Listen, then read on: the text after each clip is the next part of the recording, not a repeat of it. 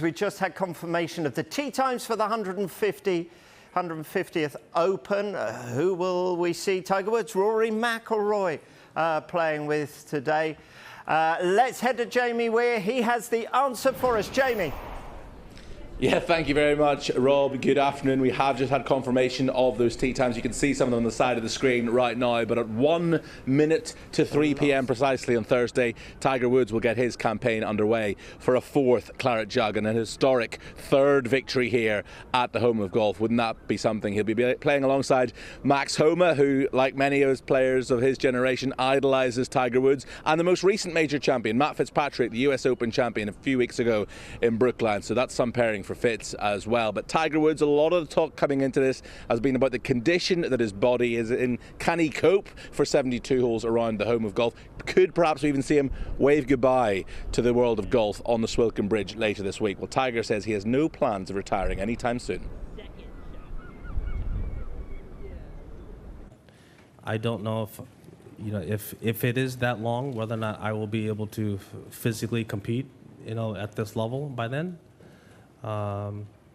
It's also one of the reasons why I wanted to play in this championship. I don't know what my career is going to be like. As I told you, I'm not going to play a full schedule ever again. My body just won't allow me to do that. So I don't know how many Open championships I have left here at St. Andrews, but I wanted this one. It started here for me in 95, and if it ends here in 22, it does. If it doesn't, it doesn't. If I get the chance to play one more, it'd be great. But there's no guarantee.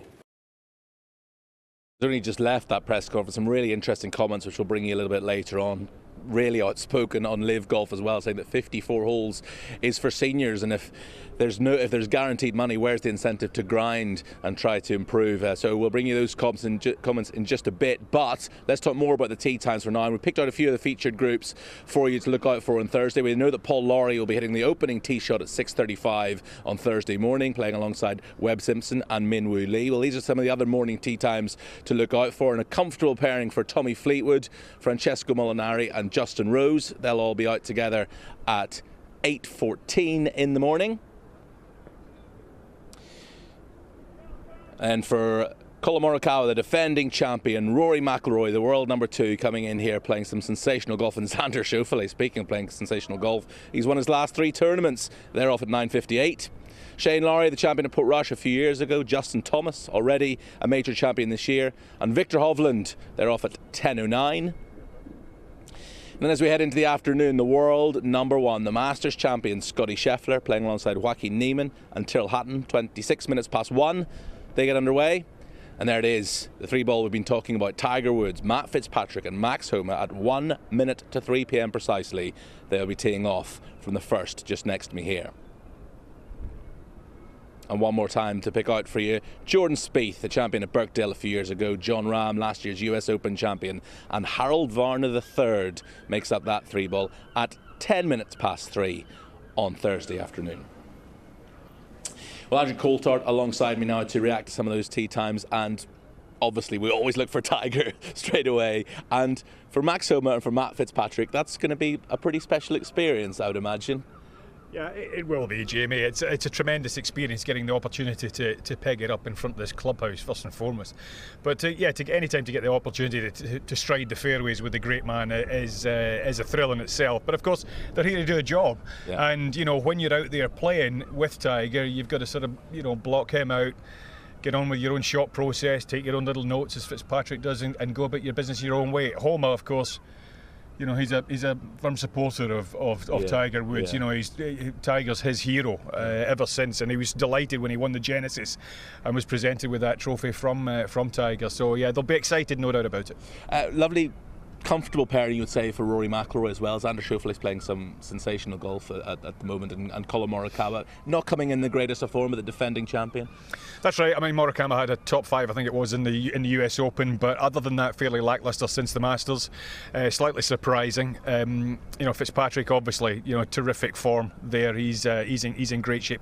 Hovland, a little bit strange. I don't know what's going on there, whether there's slightly distracted with the shifting sands of the golf world, but clearly an incredibly talented individual, somebody that is very exciting and always fun to watch. Yeah, just on the subject of Tiger, he's been given the late tee time obviously on Thursday. That means late early, so that's 36 holes in a very condensed period. With his body, I'm sure he was preferring to be at the other end of the draw, wouldn't he? Yeah, that's a terrific point. Simon Holmes was telling us this morning, Tiger's taking 3 ice baths a day, as well as, obviously a tremendous amount of physio that he's got to try and get his body to recover from the stresses of going round a championship golf course.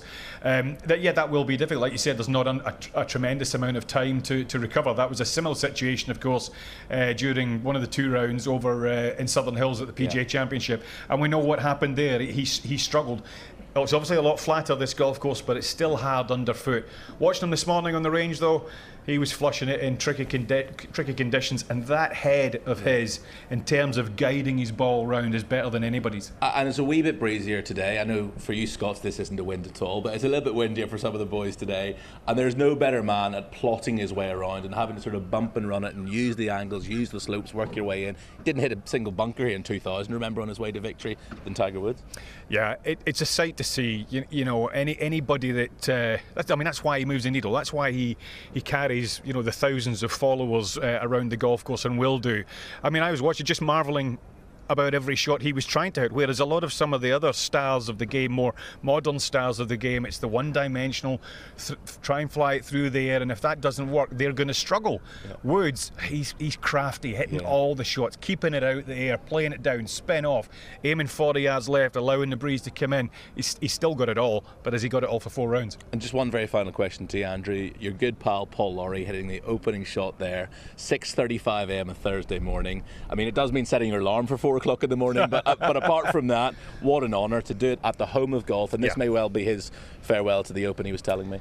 Yeah, Paul Lawrie, obviously 99 Open champion, has been a terrific supporter of junior golf, trying to encourage as many young kids to get into this marvellous game as much as possible. He puts up so much of his time to try and help the next generation, properly growing the game.